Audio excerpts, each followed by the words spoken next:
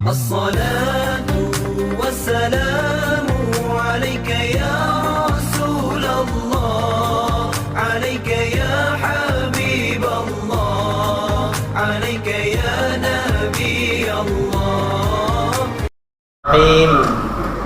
السلام عليكم ورحمة الله وبركاته. الحمد لله رب العالمين، والصلاة والسلام على أشرف الأنبياء والمرسلين وعلى آله وصحبه أجمعين. سبحانك لا علم لنا إلا ما علمتنا إنك أنت العليم الحكيم. ولا حول ولا قوة إلا بالله العلي العظيم. اللهم ربنا زدنا علما وارزقنا فهما، آمين. أما بعد، قال الله تعالى في القرآن الكريم بعد أعوذ بالله من الشيطان الرجيم: إن الله لن ينال الله لحومها ولا دماؤها ولكن يناله التقوى منكم كذلك سخرها لكم لتكبروا الله على ما هداكم وبشر المحسنين. وقال النبي صلى الله عليه وسلم: إن الله كتب الإحسان على كل شيء، فإذا قتلتم فأحسنوا القتلة وإذا ذبحتم فأحسنوا الذبحة، أو كما قال صلى الله عليه وسلم.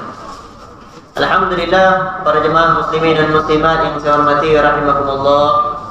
Mudah-mudahan para jemaah semua dalam keadaan sehat walafiat. Alhamdulillah, syukur kehadirat Allah Subhanahu wa taala dengan limpah kurnia taufik dan hidayah daripada Allah, dapat kita berjamaah pada malam ini. Mudah-mudahan Allah terima amal kita semua, insya-Allah. Dan moga-moga juga Allah panjangkan umur kita dalam kebaikan, mentaati perintah Allah. Amin ya rabbal alamin. Para jemaah yang saya hormati, alhamdulillah,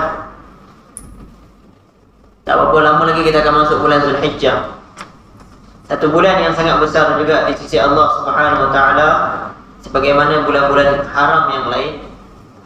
Dan bulan Zulhijjah ini satu-satunya bulan juga yang Allah bersumpah di dalam Al-Quran, wal fajri wa layalin 'ashr, demi waktu fajar dan demi malam yang 10. Malam 10, ulama tafsir antaranya Ibnu Katsir mengatakan bahawa dia adalah 10 awal Zulhijjah. Kerana dalam 10 awal Zulhijjah itu banyak sangat kelebihan. Dan juga kelebihan-kelebihan yang ada pada 10 Zulhijjah tersebut, banyak amal besar juga. Selain kelebihan, dia ada amal-amal yang besar.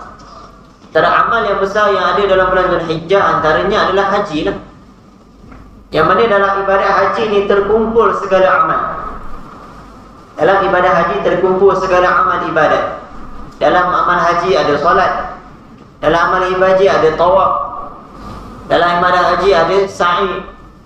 Belum masuk lagi yang berada di Padang Arafah, Mina, Muzdalifah. Di semua tempat-tempat yang menyebabkan amalan haji itu jadi besar, maka menyebabkan haji itu juga besar. Dan oleh itu para jemaah yang saya hormati, walaupun amalan haji di sana besar, bukan maknanya kita nak pergi haji ni tak ada amal yang kita boleh buat. Tidak.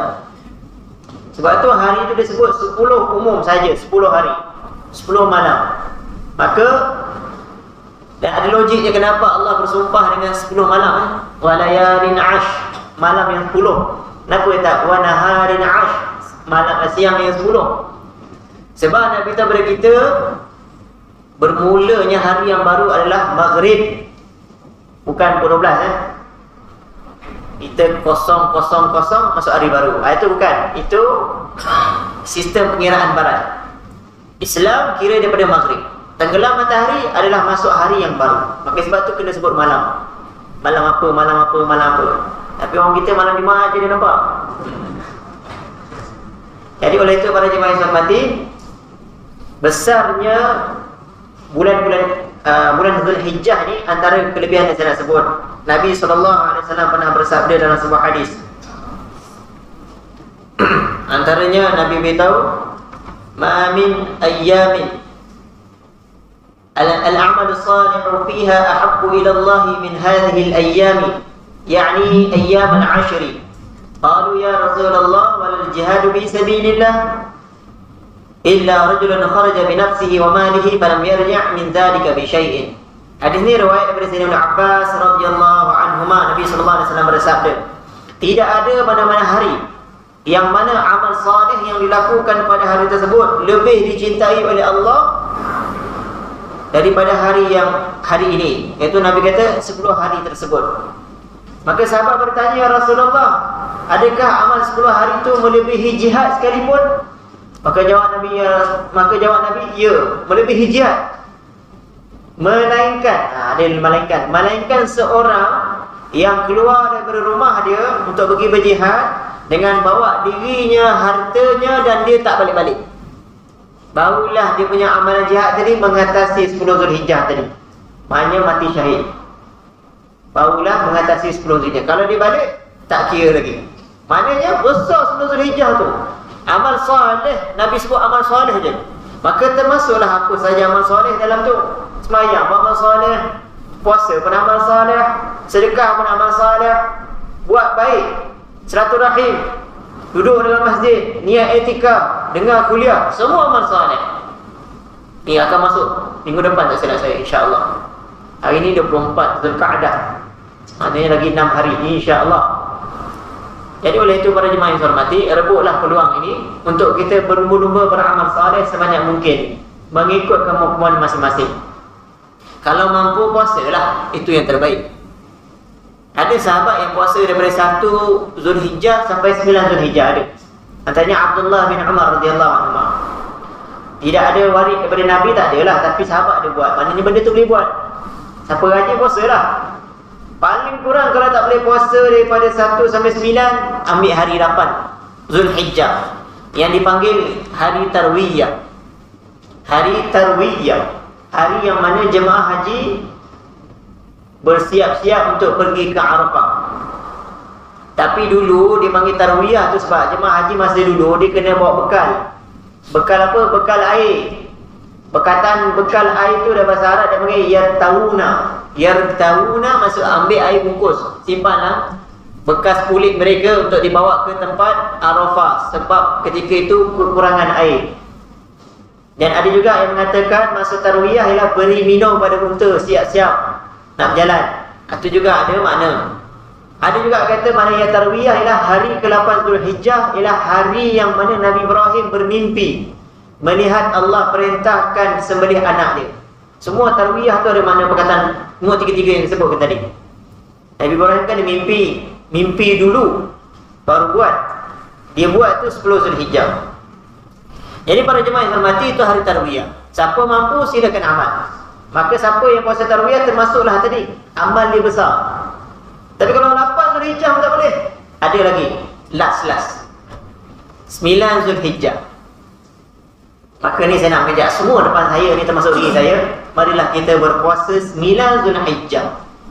Besar fadilat 9 Zulhijjah berpuasa sebab dia ada hadis.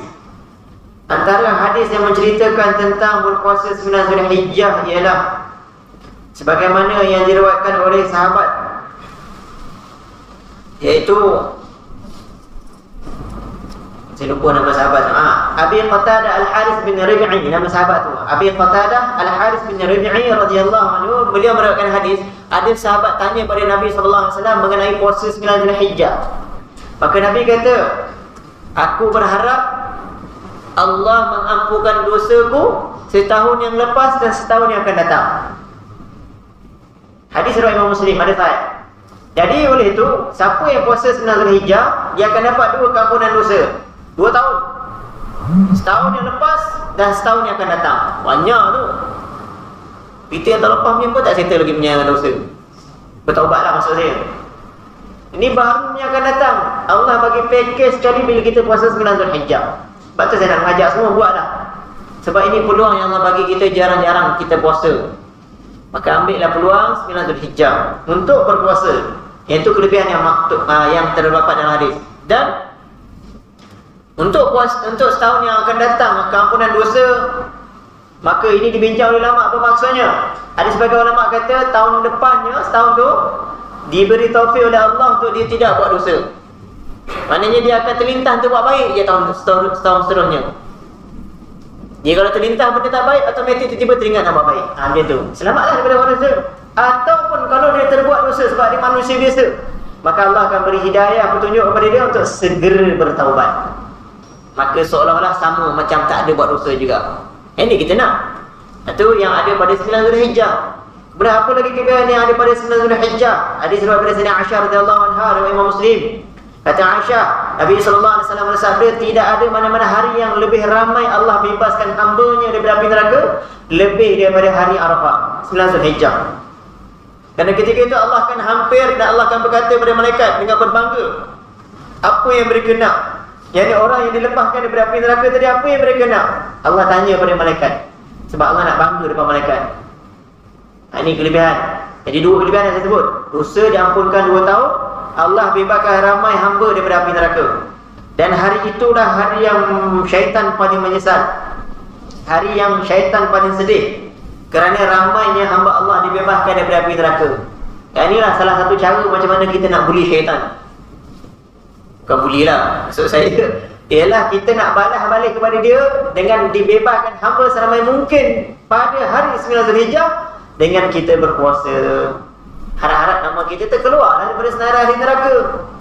Kemudian juga para jemaah yang saya hormati, antara lain sebagaimana pada hari Arafah, benda yang paling penting orang pergi haji buat apa dia? Yang pertama, dia kena berada di padang Arafah. Wukuf di Arafah. Wukuf tu maksudnya berada di padang Arafah. Tapi itu nak bagi tahu sah haji dia berada di padang Arafah pada 9 Zulhijjah. Maka dia ada sah haji dia. Tapi janganlah berada saja. Buatlah amal. Antaranya, kalau mampu sembahyang sunat banyak, buat sembahyang sunat. Tapi puasa tak digalakkan. Untuk orang yang pergi haji 9 Zulhijjah, mereka tak digalakkan untuk berpuasa. Pernah berlaku pada sahabat, mereka bersalah faham. 9 Zulhijjah puasa ke tak puasa? Ada kata Nabi suruh puasa, ada kata tak puasa. Maka ketika itu Nabi SAW ambil air, Nabi minum. Nabi ambil susu, Nabi minum. Maknanya 9 Zulhijjah orang yang pergi haji tak payah puasa, makan. Tapi orang yang tak pergi haji, sunat mereka berpuasa. Kemudian juga para jemaah yang mati, untuk orang yang pergi haji juga yang berada di padang Arafah, mereka dapat satu benda yang lagi hebat kan berada di padang Arafah, iaitu apa dia? Doa makbul. Sebagaimana Nabi SAW pernah sebut dalam sebuah hadis riwayat dari Ammar bin Shu'aib radhiyallahu anhu, kata Nabi SAW, khairud du'ai du'a'u yaumi Arafah. Sebaik-baik doa adalah doa pada hari Arafah. Hadis riwayat Tirmizi. Maka ni peluang untuk orang pergi haji. Mereka kena banyakkan masa untuk berdoa. Manakala kita yang tak pergi haji, macam mana nak dapat fadilat tersebut? Dengan kita berpuasa dahulu 10 minit, 15 minit sebelum masuk buka puasa, kita doa, mudah-mudahan makbul juga doa hari itu. Takkan tak nak lagi tuan-tuan. Banyak tu saya sebut dah tu. Kelebihan 9 Zulhijjah. Kemudian para jemaah yang saya hormati, antara juga yang berlaku pada 9 Zulhijjah ialah ada orang kafir dia kata 9 Zulhijjah ialah hari raya mereka. Maka bila benda tu sampai pada Sayyidina Umar bin Al-Khattab radhiyallahu anhu, mereka kata apa bukti yang mengatakan hari itu hari raya mereka? Maka mereka guna dalil ayat Quran. Al-yawma akmaltu lakum dinakum wa atmamtu alaikum ni'mati wa raditu lakumul Islam madina. Mereka kata hari al-yawma akmal, hari yang Allah sempurnakan agama itu, mereka orang kafir ni kata hari itu hari mereka. Maka nak Sayyidina Umar membidas bilik mereka. Aku lebih tahu bila ayat itu diturunkan, di mana diturunkan, kepada siapa diturunkan. Maka Umar pun beritahu ayat itu turun pada 9 Zulhijjah di padang Arafah kepada Nabi SAW. Dan ketika itu aku ada bersama dengan Nabi. Itu 9 Arafah turun ayat Quran yang saya baca tadi. Ayat 2, bukan ayat 2, ayat 3 surah Al-Ma'idah juzuk 6. Maka oleh itu para jemaah yang hormati, selain daripada amal-amal tersebut, Yang besar juga dalam bulan Zulhijjah adalah buat korban. Orang pergi haji dia buat haji, yang kita tak berhaji buat korban. Ini pun besar juga ibadah korban. Cuma apa saya boleh kongsi berkaitan dengan korban ni, para jemaah yang saya hormati, kena tahu, kena belajar Sebelum ni saya kongsi dalam tazkirah Jumaat berkaitan tentang korban. Benda tu kita tak boleh tangkap muat ikut suka kita buat nak macam mana, tak boleh, kena belajar. Maka sebab tu ada ramai dalam Ustaz kita telah menegur antara kesalahan dan kesilapan orang yang buat korban, petugas yang buat korban dan orang yang terlibat lah. Antaranya apa? Kesalahannya, ni saya kongsi jugalah, tak masuk hari lagi ni. Kesalahan antara berlaku ialah ramai nak daging korban sebab dia dapat kerja. Betul tak? Siapa yang harap macam tu, dia telah menjadikan dia sebagai upah dan hukumnya haram. Semua ulama, majoriti ulama mengatakan haram menjadikan daging ataupun bahagian-bahagian lembu sebagai upah. Haram haram. Mana dia ambil, dia balik makan makanan haram. Maka oleh itu, hati-hati dalam bab ini. Kalau dia nak ambil juga bahagiannya bukan sebagai upah, dia ambil macam orang lain ambil sebagai hadiah. Ataupun kalaulah peserta korban, dia yang nak bagi, itu cerita lain. Dan kita kena tahu lembu tu siapa punya? Peserta korban. Ini Ustaz Badri Shah dia sebut. Dia kata dalam ceramah dia, antara perkara yang menjadi salah faham masyarakat ialah bila sesuatu lembu diserahkan pada sesuatu pengurusan, mereka ingat lembu tu pengurusan punya. Peserta korban peserta korban yang punya lembu itu, kalau 7 orang daripada seekor lembu, 7 orang tu punya seekor lembu. Orang lain tak berhak menentukan bahagian mereka masing-masing. Aku nak kaki, aku nak kepala, aku nak batang binang, aku nak harimau menangis, aku nak apa lagi? Ada lagi? Ekor, aku nak apa lagi? Tu nak ada tulang tu. Nak pergi apa? Tak boleh hukumnya haram. Sebab tu lembu tu orang punya. Bahkan peserta tadi tu pun 7 orang pun tak boleh memilih mana dia nak. Sebab lembu tu semua orang ada hak masing-masing. 7 orang tadi, 7 orang tu ada hak. Dia tak boleh daripada 7 orang peserta tadi. Ini bukan petugas, bukan orang yang mengurus ni. 7 orang peserta tu pun dia tak boleh cop. Kata aku nak cop kaki ni, aku nak cop. Tak boleh. Semua ada hak masing-masing. Semua boleh dapat semua. Sebab tu kena potong sama rata. Kalau nak tulang, tulang sama rata, limpa sama rata, hati sama rata, daging sama rata, semua dapat sama rata. Tetapi dia ada hukum yang lain lah untuk menyebabkan daging korban tu jadi sah. Iaitu kalau walaupun daging tu adalah milik peserta korban, tetapi peserta korban dia tak boleh ambil semua bawa balik makan dia sendiri. Sebab kalau dia bawa balik semua, tak ada satu habuk pun dia buat sedekah, maka korban dia tak sah. Jadi apa? Jadi beli daging korban je lah. Dia bukan korban, dia beli daging. Itu hukum. Jadi antaranya, jangan jadikan dia sebagai upah. Jangan minta lah, maknanya jangan minta aku nak tu, aku nak ni. Dia diam, dia buat kerja, dia diam je. Dapat, tak dapat sudah. Jangan tak dapat marah pula. Benda ni perlu diterangkan, ni banyak kali perlu diterangkan. Sebab ramai orang salah faham. Dia bila dah bertugas, dia dah potong, dia nak. Aku nak apa? Aku dapat. Tekan sebelih. Aku tak dah sebelih. Apa aku dapat? Aku dah lapar, takkan tak dapat apa? Ingat, dia ambil. Sebab dia dah buat kerja, dia jadi upah, hukumnya haram. Banyak kali ni ramai Ustaz kita tegur benda ni sebab kesilapan yang sangat ketara yang masih lagi tak diperbetulkan. Mereka buat juga, mereka makan makanan haram. Penting ni supaya kita tak tersilap lagi pada raya korban yang akan datang, insya-Allah, mudah-mudahan. Antara lagi perkara yang perlu kita tahu juga ialah kiranya pada hari raya korban nanti peserta boleh hadir, maka mereka lah afdal berniat.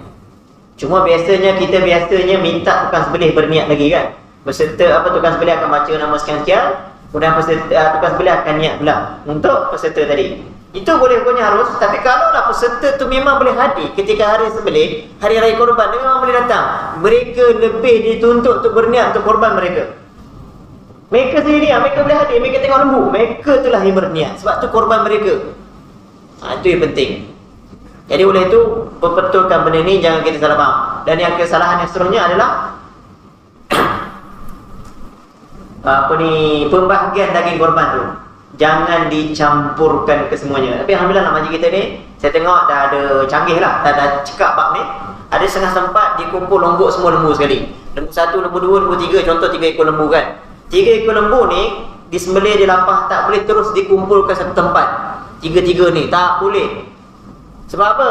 Sebab syarat sah korban mesti setiap bahagian lembu tu sampai kepada fakir miskin. Sekurang-kurangnya kalau daripada 7 bahagian kan, setiap satu daripada 7 bahagian sekurang-kurangnya sebagaimana kita fiqh sebut 300 gram. Tapi janganlah kita buat 300 gram daging kedekut sangat tu. 300 kita bagi fakir miskin, nanti campak balik, ambil lah balik. Bagi lah lebih, setengah kilo, sekilo kan. Kita bagi standard lebih. Jadi saya nak beritahu apa dia, kalau campur, macam mana nak tahu daging tu sampai ke tak sampai? Siapa boleh jamin daging tu sampai? Kalau daging tu tak sampai, hukumnya tak sah korban. Jadi sembelihan biasa, sedekah biasa sahaja. Yang tu kena hati-hati, sebab tu cantik. Uruskan satu-satu lembu, biar satu tempat uruskan, potong-potong-potong, tagihkan siap-siap, ni fakir miskin punya, kumpul buat fakir miskin. Yang tu boleh. Ada setengah tempat dia plastik lain, plastik fakir miskin, dia letak warna kuning misalnya, warna oranye ke, yang lain semua warna merah. Maka oleh bila dia asingkan, selamatlah, fakir miskin punya tu kena settle dulu. Paling minimum setiap 1/7 300 gram. Tapi insya-Allah kita buat lebih. Dan mesti sampai kepada fakir miskin. Kalau tak sampai, tak sah korban. Jadi ini penting, yang banyak menyebabkan alhamdulillah lah, ilmu semakin bertambah. Maka sebab tu kita kena terang lagi dan lagi supaya masyarakat kita faham. Andai kata berlaku juga pada hari raya korban nanti, tegur-tegurlah kita punya ahli jemaah kita lah, mana ahli awam korban ke peserta ke, kita nampak benda tu salah, kena tegur, tak boleh dibiarkan. Sebab ni benda besar, ibadah besar, korban. Bukan ibadah yang kecil-kecilnya sedekah biasa, tak. Ni ibadah besar, ibadah korban.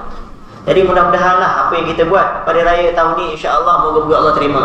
Walaupun mungkin kita tak berkorban, sebahagian depan saya tak berkorban, tapi paling kurang kita tak tersilap buat apa yang sepatutnya, tak tersalah lagi. Jadi insya-Allah lah kita pun dapat pahala. Tapi kalau kita memang terlibat buat korban, peserta ke, petugas ke, hati-hati dalam bab hukum hakam yang telah diberitahu. InsyaAllah mungkin ada benda-benda nanti saya akan kongsi lagi dalam tazkirah Jumaat akan datang, kalau saya punya giliran lah, insyaAllah. Jadi malam ni sambung lah. Bukan saya marah, saya tak marah, jangan marah. Cuma benda ni ditekankan oleh ramai ustaz-ustaz. Kalau perhatikan ramai ustaz dah tegur benda ni, antaranya saya kagum dengan Ustaz Batrisha lah. Dia cakap dengan nada pun berlainan. Jadi saya kongsi lagi benda apa dia cakap kepada jemaah kita. Dan begitu juga guru-guru saya pun ada tegur lagi benda ni, kita kongsikan supaya benda betul yang dibuat semasa hari raya korban. Walaupun memang masa hari raya korban kita tak boleh kawal, bukan senang nak kawal orang kan. Cakap kat sini boleh lah, hari raya nanti belum tentu lagi. Paling kurang lah tuan-tuan haji depan saya ni, yang ada ketika itu boleh kawal. Saya tak boleh nak kawal semua orang, mana boleh. Kadang-kadang nak tegur pun tak mampu, kan melawan mereka. Jadi itu mungkin tuan haji depan saya mampu, maka buatlah yang terbaik. Para jemaah yang saya hormati, sambung hadis Nabi sallallahu alaihi wasallam. Hadis daripada kita Al-Adabul Mufrad, berkaitan adab. Babu man da'a li sahibihi an akthir malahu wa waladahu. Bab mengenai berdoa kepada seseorang itu untuk membanyakkan hartanya dan anaknya. Jadi hadisnya berbunyi, wa bihi qala hadatsana Musa bin Ismail qala hadatsana Sulaiman bin al-Mughirah Sulaiman bin al-Mughirah an Thabit an Anas radhiyallahu anhu qala dakhaltu 'ala an-nabi sallallahu alaihi wasallam yawman wa ma huwa illa ana wa ummi wa ummu haram khalati إذ دخل علينا فقال لنا ألا أصلي بكم وذاك في غير وقت صلاة فقال رجل من القوم فأين جعل أنسا منه فقال جعله عن يمينه ثم صلى بنا ثم دعا لنا أهل البيت بكل خير من خير الدنيا والآخرة فقالت أمي يا رسول الله خادمك ادع الله له فدعا لي بكل خير كان في آخر دعائه أن قال اللهم أكثر ماله وولده وبارك له atau kama qala sallallahu alaihi wasallam. Hadis ni riwayat dari Sayyidina Anas, Sayyidina Anas bin Malik radhiyallahu anhu, sahabat yang masyhur, antara sahabat yang muda daripada sahabat-sahabat yang lain. Dia berkhidmat dengan Nabi bermula umur 10 tahun sehinggalah Nabi wafat. Nabi wafat umur beliau baru 20 tahun. Dan dia anak muda lah, bukan anak muda lagi, kanak-kanak lah. Anak muda ni kita faham dah besar. Kanak-kanak yang duduk lama dengan Nabi, maka banyak cerita yang dalam rumah yang beliau nampak, beliau cerita pada dalam riwayat hadis. Apa yang Nabi buat, apa yang bagaimana, apa Nabi dengan keluarga macam mana, Nabi dengan kanak-kanak macam mana. Jadi Anas banyak tahu pasal tu. Jadi banyak cerita yang pasal kanak-kanak, Anas lah yang meriwayatkannya. Cuma Anas radhiyallahu anhu ni dia orang Ansar, orang Madinah, daripada bangsa Khazraj. Dua bangsa besar di Madinah, Aus dan Khazraj. Dia bangsa Khazraj. Kemudian juga beliau ni walaupun dia asal orang Madinah, tapi selepas kewafatan Nabi dia berpindah ke Basrah. Basrah di mana? Iraq. Jauh sana, jauh daripada Mekah. Beliau tinggal di sana sehinggalah ke akhir hayat beliau. Jadi ceritanya beliau ini masa dia adalah orang yang terakhir di kalangan sahabat di Basrah yang meninggal. Maksudnya ramai-ramai sahabat yang tinggal di Basrah, dia orang terakhir meninggal. Dan juga dialah sahabat yang terakhir meninggal di kalangan sahabat yang sempat semayang dua kiblat. Tak ramai sahabat yang berpeluang solat dua kiblat. Satu kiblat yang pertama iaitu Masjidil Aqsa. Lepas tu berpindah ke Masjid Haram, jangan salah tu. Masjidil Haram, yang ni Kaabah. Dan pindah kiblat tu ketika bila? Ketika solat. Tengah semayang pindah kiblat, turun ayat suruh pindah kiblat. Lepas tu masjid yang laku peristiwa tu dipanggil Masjid Qiblatain. Ada masjid dua kiblat. Tengah semayang tukar kiblat. Tu masjid tu satu tu je ada dalam dunia ni. Jangan ada dua. Kalau dua tu tipu. Mesti satu tu. Tu yang antara orang yang sempat semayang dua kiblat, Anas bin Malik radhiyallahu anhu. Jadi Anas bin Malik cerita pasal diri beliau dalam hadis saya baca panjang tadi, iaitu apa dia? Nabi SAW masuk menemui, asalnya aku telah masuk menemui Nabi SAW pada satu hari. Tidak adalah ketika itu malaikat Nabi, malaikat aku, emakku dan Ummu Haram, mak Anas dan makciknya. Ini Ummu Haram, makcik sebelah mak dia, adik-adik dengan mak dia. Makcik sebelah mak, dalam bahasa Arab dipanggil khalah, khalatun, kha alif lam ta marbutah. Bahasa Arab beza sikit perkataan. Kalau makcik sebelah ayah, ammah, mana kita boleh tahu ni makcik sebelah ayah. Kalau khalah, makcik sebelah mak. Jadi yang duduk sekali dalam rumah tu makcik sebelah mak dia, adik-adik mak dia.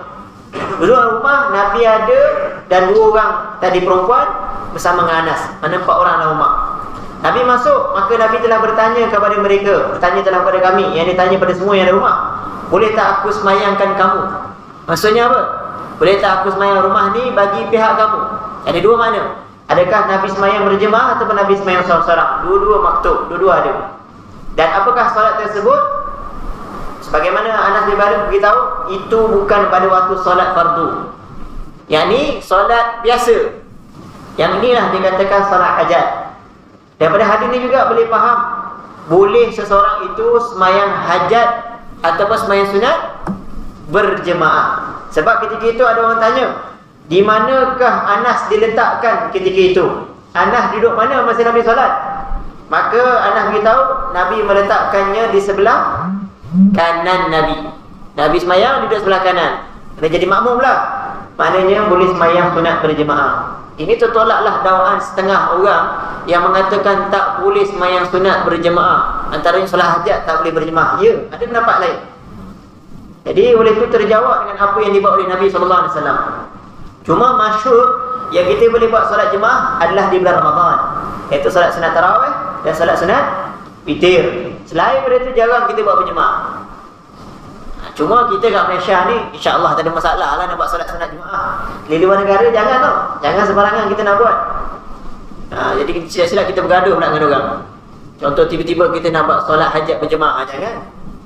Memang bertumbuk dengan orang nanti. Tapi di Malaysia tak ada masalah, kita amal je. Sebab ada hadis, ada dalil boleh buat sembahyang jemaah. Maka sebab tu kita dah biasakan solat hajat berjemaah. Kebetulan pula sebut hajat ni saya teringat tadi. Ada adik-adik kita rumah dia terbakar. Apa yang tahu maklum semua tahulah kot.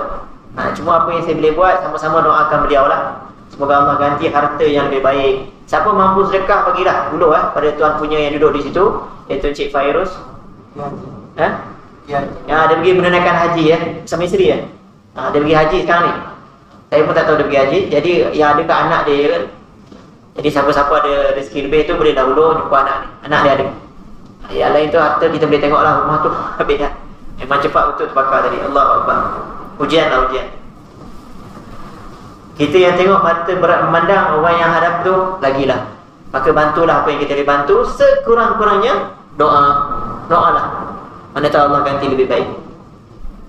Kemudian para jemaah yang hormati, daripada hadis ni juga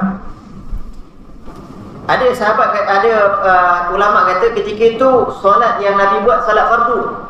Sebab dia kata ada hadis yang lain, telah tiba waktu solat. Maka ulama lain jawab pula, tak semestinya dah masuk waktu solat Nabi semayang solat fardu di rumah. Sebab tak mungkin Nabi semayang fardu di rumah. Maka apakah yang Nabi semayang di rumah ni? Sudah pastilah semayang sunat. Itu yang antara lagi keutamaan dalam hadis ni ialah boleh kita minta seseorang tu di rumah dia untuk kita semayang, walaupun tuan rumah tak minta pun untuk kita semayang. Tuan rumah kata, biasanya tuan rumah lah minta, tolong semayang hajat sikit kat rumah tu. Itu biasa. Tapi kita yang datang ni boleh minta untuk semayang di rumah tu. Biasa kita minta semayang fardu lah, betul tak? Semayang sunat pun kita boleh minta. Itu. Tapi dengan syarat diizinkan. Sebab Nabi minta dulu. Nabi tanya, boleh tak aku semayang? Maka sudah pastilah mereka nak Nabi semayang, Nabi yang masuk rumah. Begitulah juga kalau kita ada orang-orang saleh, orang-orang baik yang datang rumah kita, boleh kita minta mereka semayang sunat di rumah kita. Syekh ataupun ustaz ke ulama ke mana, tolong semayang sunat sikit dulu solat hajat untuk kami satu keluarga, boleh, tak ada masalah, hukumnya harus dibenarkan. Kemudian juga para jemaah yang saya hormati, dalam hadis ini juga tertuju bahawa afdal semayang sunat di rumah. Ni sebab Nabi semayang sunat di rumah. Maka timbul isu, habis ni hari ni kita semayang sunat di masjid ni macam mana ni? Pun nak jawab? Ada jawapan dia. Kalaulah dengan semayang sunat di rumah tak terjadi, lebih baik semayang sunat di masjid. Soal tanya diri masing-masing, afdal memang semayang sunat di rumah. Tetapi kalaulah dengan balik ke rumah tak berjaya solat sunat, tanya diri masing-masing, berjaya ke tidak? Kalau berjaya, lebih baik semayang di rumah. Kalau tak berjaya, lebih baik semayang di masjid. Ikut kita punya diri masing-masing. Tapi saya percaya ramai tak berjaya di rumah. Sebab macam-macam dugaan. Kalau orang ada cucu dia, mainkan cucu lain cucu dia. Kalau orang sibuk dengan dengan TV dia. Kalau sibuk dengan handphone dia. Tengah makan, lapar lagi, dia nak makan lagi. Bila nak semayang sunat, dah lah tak semayang. Maka sebab itulah kita buat semayang sunat tu di masjid. Sebab dengan itulah caranya kita boleh jaga semayang sunat. Kalau tak, memang tak semayanglah sunat tersebut. Maka sebab tu tak salah kita semayang sunat di masjid. Tapi afdalnya menghidupkan rumah tu dengan semayang itu lebih baik. Ada setengah pendapat kata dia semayang sunat, contoh semayang fardu lah. Semayang fardu di masjid, tapi dia semayang sunat kat rumah. Kalau sempat, silakan. Tapi kalau tak sempat, lebih baik dia semayang di masjid. Kemungkinan tak sempat, sebab kita punya waktu iqamat dengan waktu azan tu tak jauh sangat. Lainlah kalau dekat Masjidil Haram, iqamatnya lambat. Masjid Madinah lambat. Kalau dekat hotel sempat lagi. Semayang sunat di hotel sempat lagi. Tapi kalau masjid kita jangan tengok-tengok imam dah bagi salam. Lebih baik semayang di masjid. Untuk kita yang inilah yang terkejar-kejar ni. Kemudian para jemaah yang saya hormati, ada ulama lain jawab kemungkinan Nabi semayang di rumah itu kerana nak mengajar mereka solat. Yang ini pun boleh juga. Kalau kita nak ajar orang, kita boleh datang rumah tunjuk macam mana nak ibadat. Boleh, tak ada masalah. Ini semua pendapat ulama. Sebab biasanya perempuan dia tak boleh nampak nak belajar solat tu, terutamanya dengan Nabi. Maka sebab tu Nabi datang rumah, Nabi ajar di rumah. Tapi sekarang ni dah ramai dah ustazah, takkan nak panggil ustaz lagi. Macam tak kena lah. Perempuan nak belajar dengan ustaz tentang solat, tak kena lah bagi saya lah. Bukan kata tak boleh. Lebih baik kalau bab-bab macam tu dah ada ustazah ramai hari ni, gunalah ustazah untuk belajar. Supaya ustazah tu boleh tunjuk macam mana nak rukuk. Kalaulah yang ajar tu berlainan, yang lain jadinya. Lain. Lagi-lagi kalau yang belajar lelaki yang ajar ustazah, memang tak kena. Dia akan jadi lain. Ustaz yang dia belajar ni bukan dengar apa ustazah, dia tengok ustazah. Sebab tu banyak benda tak boleh yang kita kena jaga bab-bab tu. Tapi kalau lah dengan hanya ngajar umum macam tu, duduk kat meja cakap je, walaupun dengar yang tentu tak sama spesies, lelaki dengan perempuan, tapi duduk saja sempat, tak ada buat apa-apa, yang tu masih boleh dikira selamat lah. Selebih daripada tu, janganlah kalau ada tunjuk demo ke praktikalnya, lebih baik kalau perempuan dengan ustazah, kalau lelaki dengan ustaz, ini lebih baik, lebih selamat daripada fitnah. Kemudian para jemaah yang saya hormati, sambung lagi. Dalam hadis ini juga ada menunjukkan bahawa sambung hadis maka Nabi SAW telah sembahyangkan kami, mengimami kami. Kemudian setelah itu Nabi berdoa kepada kami, kepada seluruh ahli rumah dengan semua kebaikan dunia dan akhirat. Bila mana Nabi SAW berdoa dengan kebaikan tersebut, maka ibuku, iaitu ibu pada Sayyidina Anas bin Malik, telah berkata kepada Nabi, "Ya Rasulullah, khuaydimuka." Wahai Rasulullah, ini khadam kamu yang kecil ni. Maksudnya dia tu Anas bin Malik yang duduk dengan Nabi, selalu jaga Nabi, urusan Nabi ni. Ud'ullaha lahu, tolonglah doa untuk dia. Di sini ada satu poin apa dia? Boleh kita minta orang lain doakan untuk anak kita. Maka jangan pula kata salah. Satu orang tolong doakan untuk orang lain, boleh. Contoh kita minta orang lain doa untuk anak kita, tolonglah doa anak saya ni, tak tahu nak cakap apa dengan dia ni. Tapi jangan cakap anak kita ketegangan, jangan. Degil, bebal, jangan. Cakaplah apa anak saya ni lain macam sikit. Dia ni lain macam. Cakap dia tu okey. Jangan kita cakap anak kita ketegak lah, degil lah, bebal. Ini semua tu satu doa juga tu. Sebab yang cakap tu siapa? Bapak ke mak? Dia jadi doa. Maka sebab tu kalau nak suruh berdoa pun kena jaga adab juga bercakap dengan anak tu. Okey, kita nak minta doa orang lain, boleh. Kalau contoh orang lain tu orang saleh, siapa-siapa lah yang bersesuaian, kita tengok dia, kita minta doa, boleh. Sebagaimana mak Anas minta Nabi SAW berdoa, hukumnya boleh. Tapi afdal ialah mak tu sendiri untuk doa anak tu. Sebab mak dengan anak doanya tidak ada hijab. Mak nak doakan anak, apa yang dia nak doa untuk anak dia, apa sahaja, tidak ada hijab, direct tu sampai Allah. Tapi orang lain tolong doa, terpulang kepada Allah nak terima ataupun tidak. Cuma bezanya Nabi confirm lah Allah terima. Tapi kalau tuan-tuan haji minta saya doa, belum tentu lagi belum tentu lagi. Boleh minta, kita boleh berdoa macam itu, kita pergi tahlil minta doa selamat, boleh minta. Tetapi tertunai atau tidak, terpulang kepada Allah. Tu beza dia. Boleh panggil orang datang doa selamat, tunaikan hajat apa-apa, tak ada masalah. Benda tu hukumnya harus dibenarkan berdasarkan apa yang dibuat oleh ibu Anas radhiyallahu anhu. Dan juga dalam hadis ini juga kita boleh doa banyak benda dalam doa tersebut. Kalau perhatikan apa yang dalam hadis ni, maka Anas radhiyallahu anhu beritahu Nabi telah mendoakan dengan segala kebaikan. Segala. Bila sebut segala tu apa dia? Dunia ke akhirat ke, semua masuk dalam doa. Maknanya boleh minta dunia. Jangan kata minta dunia tu salah. Tak boleh minta dunia, salah. Ada orang kata kan, apa ni saya minta dunia, akhirat mana akhirat? Jawapannya salah. Boleh minta dunia. Sebab apa buktinya? Tengok apa yang Nabi doa. Anas bin Malik radhiyallahu anhu beritahu ketika akhir doa Nabi, maka Nabi telah menyebut kalimah ini, Allahumma akthir malahu wa waladahu wa barik lahu. Ya Allah, perbanyakkanlah harta Anas. Ini minta dunia lah ni. Ya Allah, perbanyakkanlah harta Anas dan perbanyakkanlah anak Anas. Dua benda Nabi minta banyak. Dan berilah keberkatan kepada Anas radhiyallahu anhu. Maka daripada hadis ini, satu daripada pihak mak Anas, bagus kita recommend anak kita lah. Maknanya Nabi tolonglah anak saya ni.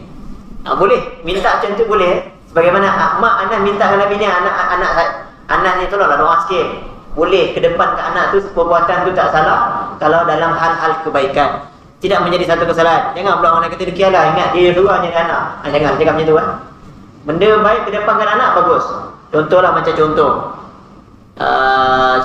contoh saya tanya, siapa anak-anak yang boleh azan? Contoh kata tiba-tiba ada sama orang kata anak saya boleh. Kedepankan anak tu bukan jadi satu kesalahan.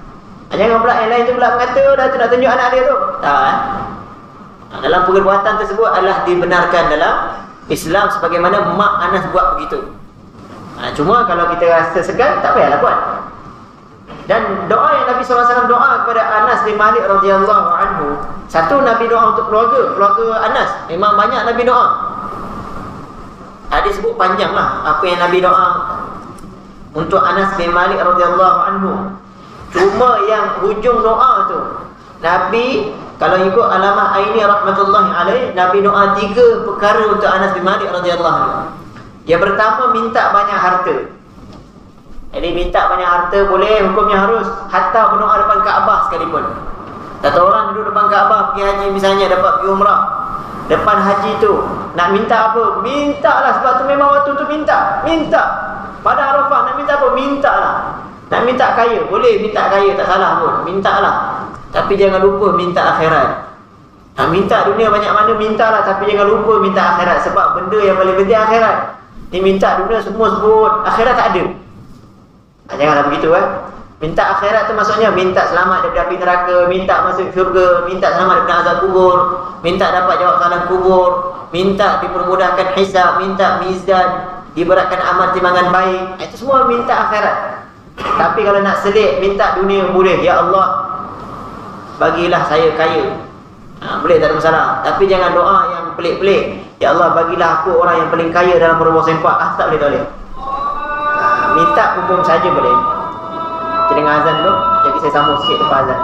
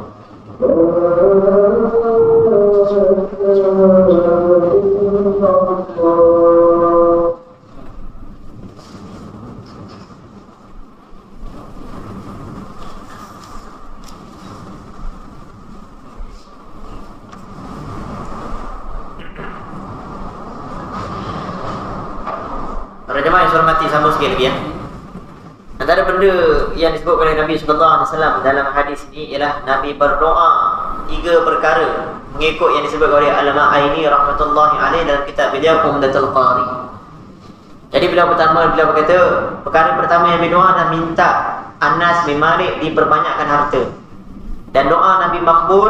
Apa yang terjadi disebabkan doa Nabi makbul, maka Sayyidina Anas bin Malik radhiyallahu anhu telah bertambah hartanya sehinggalah dia memiliki kebun di Basrah, yang mana kebun dia tu berbuah setahun 2 kali. Seorang setahun sekali, dia punya setahun 2 kali. Memang untung banyak Dah lah setahun 2 kali. Antara lagi kelebihannya sebagaimana disebut oleh Syekh Al-Ma'aini, wa kana fihi raihanun yaji'u minhu rihul miski. Dalam kebun dia ada bau wangi, iaitu bau kasturi. Lagi mahal lagi naik lagi harga. Dah lah setahun 2 kali, kemudian bau kasturi wangi. Memang tak boleh lawan dengan orang lain. Makin kaya lah dia. Itu antara hikmahnya. Dan yang kedua, Nabi doa apa dia? Nabi berdoa dia bikasratil walad, banyak anak. Anak kepada Sayyidina Anas bin Malik radhiyallahu anhu, sebagaimana yang pernah Anas sebut, aku telah dilahirkan, maksudnya aku ada anak seramai 120 waladan, 120 orang anak. 120 orang Kita bawa 2 orang, 3 orang dah pening dah. 120 orang anak dia. Masya Allah. Ni sebagaimana yang disebut dalam kitab Ada pendapat kata 80 pun ada kata 78. 78 lelaki, 2 orang perempuan. Ini sebagaimana yang disebutkan oleh ulama lah, ulama-ulama hadis. Kemudian juga ada lagi pendapat yang mengatakan pernah Sayyidina Anas bin Malik radhiyallahu anhu bertawaf bersama dia ketika tawaf Kaabah tu, zuriat dia lebih daripada 70 orang. Masa dia tawaf beribadat, keluarga dia je, anak beranak dia 70 orang. Ramai dia. Anak-anak kepada dia lah, mungkin anak cucu sekali lah kot, wallahualam. Tapi 70 orang, mana dia buat jemaah haji dia sendiri kot.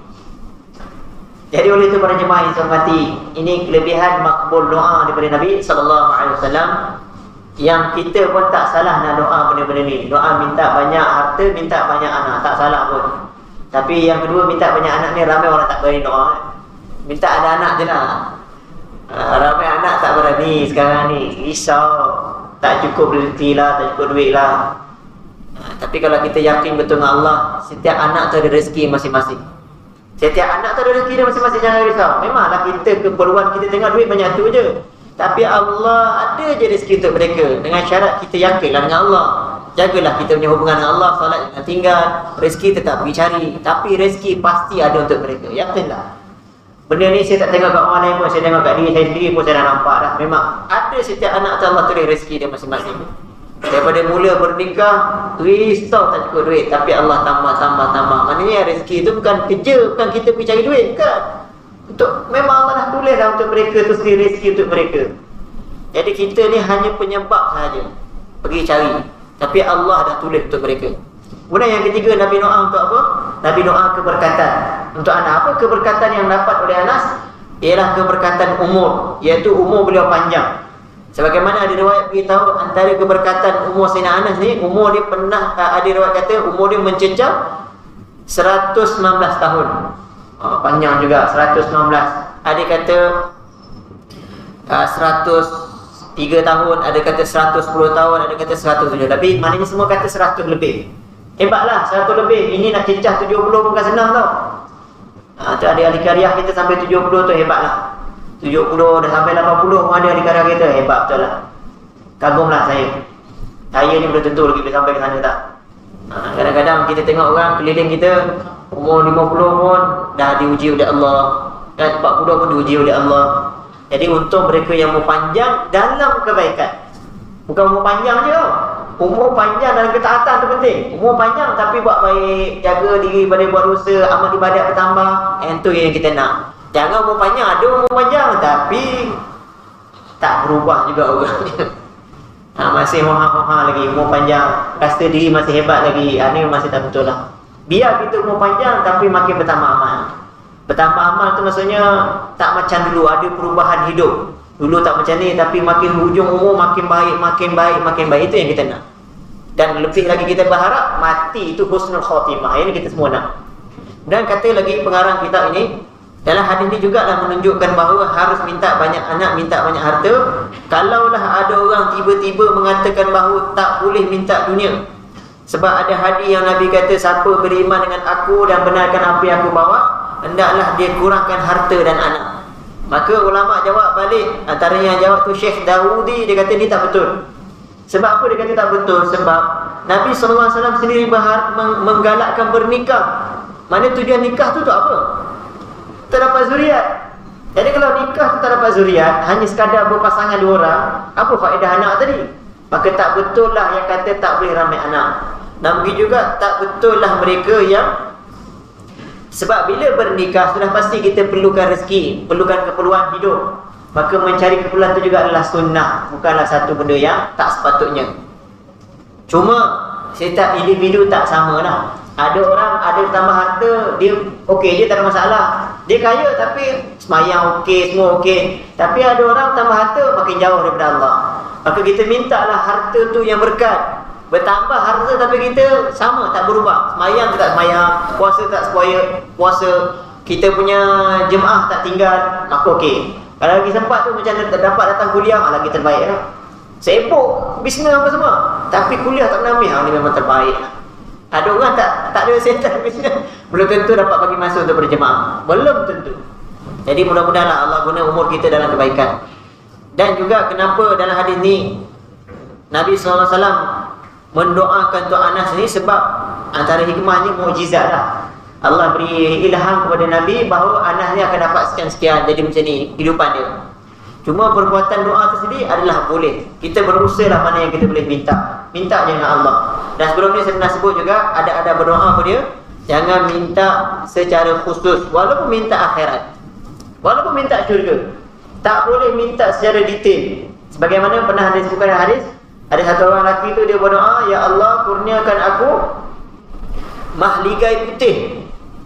Mahligai yang berwarna putih daripada seketul mutiara dari sebelah kanan syurga. Dia doa macam tu. Bapa pada anak orang tu tadi, dia dengar, dia tegur anak dia ni, tak boleh doa macam tu. Nak minta syurga, minta je. Ya Allah aku nak syurga. Ya Allah aku minta lindung dari neraka. Itu adab berdoa. Mana dalam berdoa akhirat pun kena ada adab, minta dunia lagi dah beradab. Allah alam. Jadi saya cukuplah sampai situ. Mudah-mudahan hadis ni menjelaskan kepada kita, teruslah berdoa, jangan putus berdoa apa saja yang kita nak minta dengan Allah. Allah sentiasa mendengar. Dan jangan putus asa berdoa. Mungkin hari ni tak makbul, esok lusa minggu depan mana tahu, ataupun tahun seterusnya bahawa Allah terima. Begitu juga para jemaah yang saya hormati, awal mukadimah saya tadi iaitu berkaitan korban. Kita terus mantapkan ilmu berkaitan korban. Mudah-mudahan Allah terima korban kita semua, insya-Allah. Auzubillahi minasyaitonir rajim. Bismillahirrahmanirrahim. Alhamdulillahirabbil alamin wassalatu wassalamu ala asyrofil anbiya'i wal mursalin wa ala alihi wa sahbihi ajma'in. Allahumma inna na'udzubika min 'ilmin la yanfa' wa min qalbin la takhsha' wa min nafsin la tashba' wa min da'atin la yustajabu laha.